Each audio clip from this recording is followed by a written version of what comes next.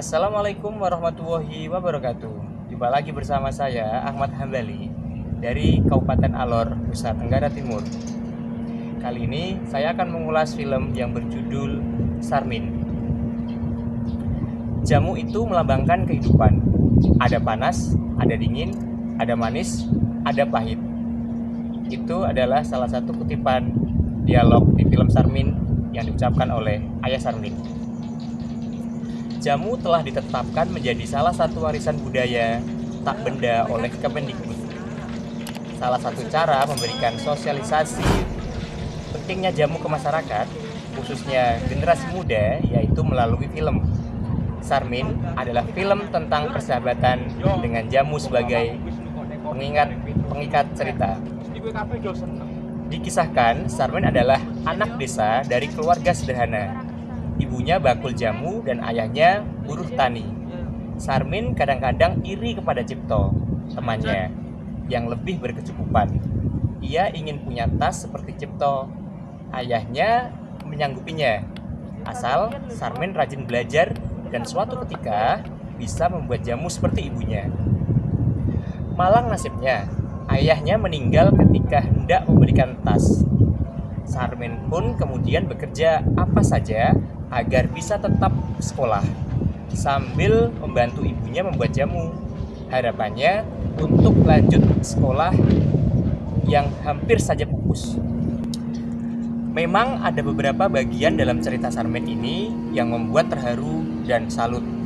Perjuangan Sarmin untuk tetap bisa sekolah membuat terenyuh.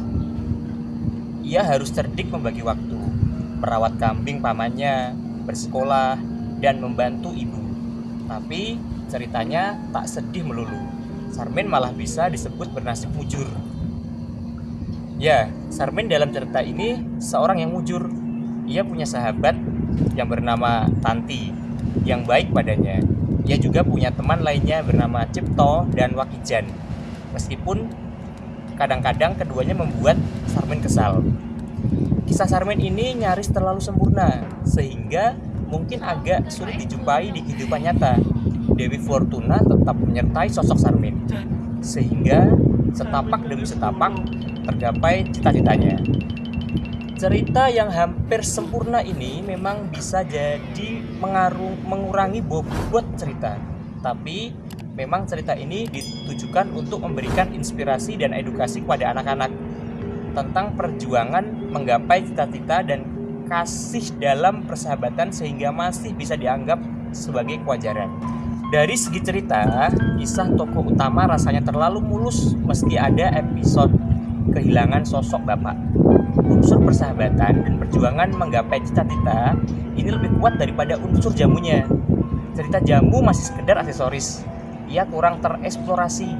Akan lebih bagus apabila seandainya unsur jamu ini diperkuat dari bahan, jenis-jenis jamu dan khasiatnya, serta cara mengolahnya. Jamu di sini baru secuil, ibaratnya masih seperti pembukaan bab. Belum masuk ke bagian bab dan subbab yang lebih dalam. Dari segi akting, rasanya biasa saja.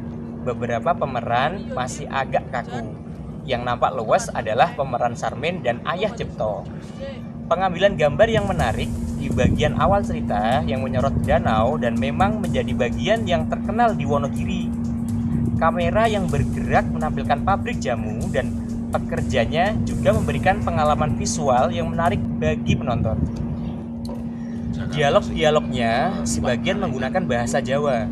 Beberapa dialognya mengandung tawa, seperti Wakijan membacakan komik Gandeng Petruk untuk mereka.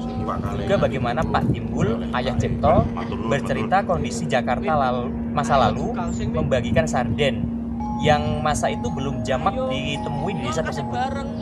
Oh iya, dikisahkan Pak Timbul berjualan bakso Wonogiri di Jakarta.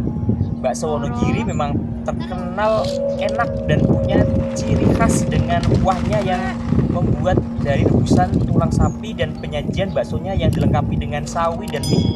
Dalam film produksi Pustekom Kemendikbud ini adalah tentang soundtracknya. Salah satu tembangnya yang berjudul Persahabatan yang dibawakan oleh Cindy berhasil menguatkan pesan persahabatan dalam film ini. Demikian ulasan film yang berjudul Sarmin dari saya. Kurang lebihnya mohon maaf. Sampai jumpa di ulasan film berikutnya. Terima kasih. Wassalamualaikum warahmatullahi wabarakatuh.